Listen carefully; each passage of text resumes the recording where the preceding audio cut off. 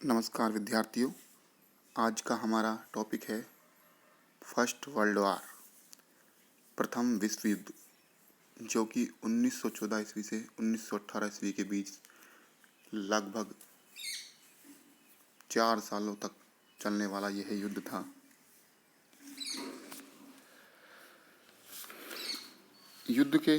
युद्ध हमेशा मानव जाति के लिए नुकसानदायक ही सिद्ध हुआ है। आप सभी जानते हैं कि अगर लड़ाई भी किसी से होती है तो वो भी नुकसानदायक ही होती है। शांति से ही कार्य करना सही माना जाता है और शांति से ही सभी चीज़ों का हल निकलता है। लेकिन तत्कालीन समय ऐसी परिस्थितियां बन गई जिससे प्रथम विश्व युद्ध होना असंभावी हो गया, जिसे रोक पाना बहुत मुश्किल हो गया था। आते हैं हम प्रथम विश्व युद्ध के कारण क्या क्या थे। प्रथम युद्ध से पहले अनेकों गुप्त संधियां हुई। उन संधियों से 2 गुट बन गए और जिससे यह युद्ध असंभावी हो गया। उस समय उपनिवेशवाद की होड़ चल रही थी और इन सब ने इस युद्ध को होने में सहायता प्रदान की। सैनिकवाद, उस समय प्रेस पत्रिकाओं का विकास हो चुका था। जनमत की अवहेलना शासकों के द्वारा की जा रही थी। कूटनीतिक कारण, फ्रांस की प्रतिशोध की भावना। फ्रांस से जर्मनी ने अल्सेस लॉरेन, जो कि इसका उपजाऊ क्षेत्र था, वो ले लिया था। इससे फ्रांस में प्रतिशोध बढ़ रहा था और इसी कारण ये युद्ध असंभावी हो गया। राष्ट्रीयता की भावना का विकास, आर्थिक साम्राज्यवाद, अंतर्राष्ट्रीय संगठन का अभाव। उस समय कोई ऐसा बड़ा अंतर्राष्ट्रीय संगठन नहीं था। जर्मनी के शासक विलियम द्वितीय की अयोग्यता को भी इसके लिए उत्तरदायी माना जाता है। इटली की आकांक्षाएं, बोस्निया और हर्जेगोविना की समस्या, अंतर्राष्ट्रीय संकट जिसमें रूस जापान युद्ध 1904-05 में हुआ था, उसमें जापान विजयी रहा, जो कि एशिया का एक छोटा सा देश था। उसने यूरोप के बहुत बड़े देश रूस को पराजित किया था। इस समय मोरक्को संकट चल रहा था, बोस्निया संकट, बाल्कन युद्ध 1911 में के आसपास ये हुआ था, जिसमें यूनान, सर्बिया, बुल्गारिया, मोंटानेग्रो ने एक संघ बनाया जिसे बाल्कन संघ कहते हैं। इस बाल्कन संघ ने तुर्की के विरुद्ध युद्ध की घोषणा कर दी थी। इससे यह बाल्कन युद्ध प्रारंभ हुआ। इस युद्ध में बुल्गारिया की पराजय हुई थी। इन बाल्कन युद्धों ने यूरोप में अशांति का माहौल बना दिया। इसी विश्व युद्ध के लिए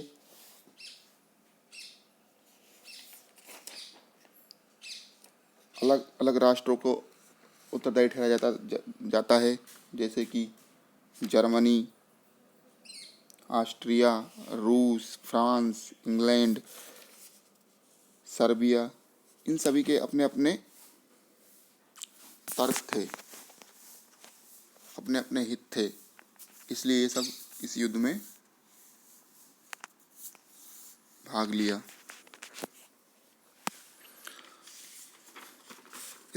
इस युद्ध का सबसे तत्कालिक कारण था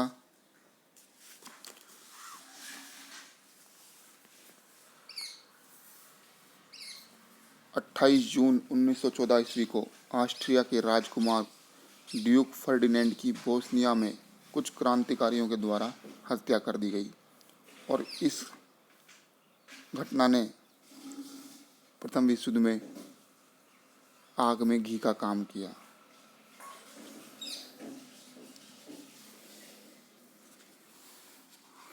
इस युद्ध के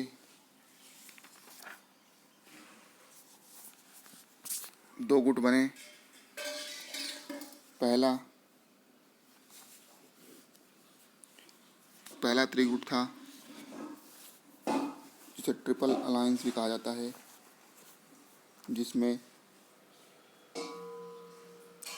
ऑस्ट्रिया, जर्मनी और इटली शामिल थे। और जो मैत्री राष्ट्रों का संघ था या गुट था वो था इंग्लैंड, फ्रांस और रूस। यह गुट 1907 में बना। इन गुटों ने ही इस युद्ध को होने में महत्वपूर्ण भूमिका निभाई, क्योंकि इन गुटों के आपसी हितों के टकराव ने इसे सबसे ज़्यादा प्रभावित किया। अब आते हैं हम, लगभग 5 साल तक ये युद्ध चला, जिसमें भारी नुकसान भी हुआ। तो इस युद्ध के परिणाम क्या रहे? इस युद्ध के परिणामों में इसके राजनीतिक परिणाम, इसके आर्थिक परिणाम, इसके सामाजिक परिणाम,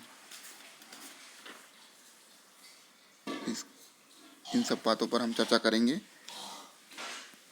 राजनीतिक परिणामों में नंबर 1, राजतंत्रीय सरकारों का इससे पतन हुआ। नंबर 2, जनतंत्रीय भावना का विकास हुआ।